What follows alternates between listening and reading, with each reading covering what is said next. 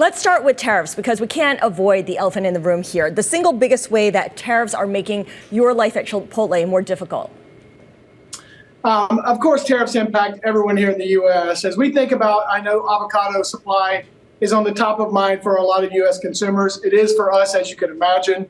We've gone through what we believe to be a very sound vendor diversification program as it relates to buying avocados. We buy everything that we can possibly pick up here in the U.S. During the growing season that's here in California. But we've also moved out of Mexico, which was about 80% of our supply, into other countries like Peru, Dominican Republic, and even Colombia, and reduced the reliance to about 50% with further diversification efforts underway.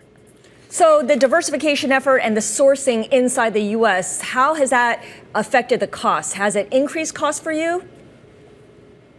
No, actually, we've been able to maintain costs by bringing in other countries of origin, which has helped support our margin. Tariff impacts will be felt, as you can imagine. I said on our last earnings call, if all tariffs go into place with Mexico, Canada, and China, it will impact our margin by about 60 basis points in total. Not immaterial, but not the end of the world either. You also said on that call, Scott, that you as a company were willing to eat that, meaning not necessarily pass that directly on to the consumer. You still stand by that? I do stand by that, Romaine, and here's why. The consumer today, we recognize fully, is under pressure. Specifically, the low-income consumer is finding this economy tough to navigate, and we want to continue to deliver extraordinary value to our consumer, primarily because we don't know which of the tariffs will be transitory or which will be permanent. That all remains to be seen. So we're going to remain patient. We're going to continue to deliver great value for the consumer and ensure that the Chipotle customer feels that benefit when they come into our business. And of course, a lot of your customers come to Chipotle specifically for that. They also come to it, as you know, Scott, for what's on the menu. And prior to you taking over, there was some tinkering with the menu. Obviously, now that you've permanently been installed in CEO since November, you've had a chance to now guide this going forward. When we talk about new product introductions, and more importantly, not just what the uptake is going to be by the consumer, but how you bring these products to the market at a cost that's going to be favorable to your own bottom line. That's right, Romaine. We continue to lean into product innovation and what I believe to be the most meaningful, best-in-class version of what we can put forward to our consumer. We just launched Chipotle Honey Chicken. It's in restaurants today. You'll start to see that show up in national TV ads later in the week. It's a promising LTO. We feel a limited time offering, which tested off the charts as it relates to consumer testing back this summer when we ran it. It's a super exciting product. It comes in kind of sweet on the front end with a little back end eat. And what we do with LTO specifically is try to give the consumer something new and drive incremental transactions, as well as to get our current consumers to come in more frequently.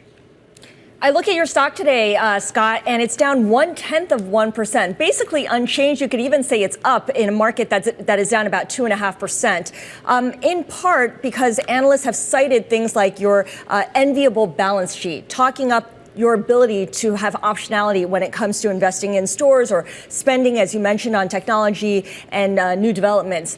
What is your single biggest priority when it comes to spending on development? Is it to continue to expand your menu? Is it something more internal, back of the house? Yeah, it's a great question. So we think about every dollar that we have in the business today, and you are correct. We have an extraordinary balance sheet, a fortress balance sheet, if you will, very little debt, and probably $1.5 to $2 billion in cash. And we believe that preservation of cash is important to weather tough times just like this. So we'll continue to lean into new restaurant development. We said publicly we'll build 315 to 345 new restaurants this year alone. We'll continue our stock buyback program to deliver more value to the shareholder.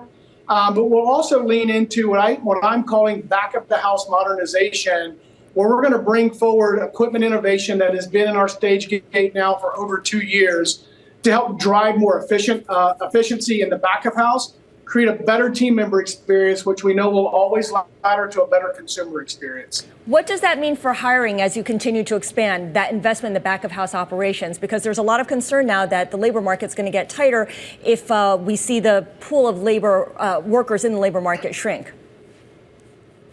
As we stand here today and we head into what we call our burrito season, which is really springtime, we are better staffed today at Chipotle than we've been in my 8 years with the brand, perhaps in the brand's history.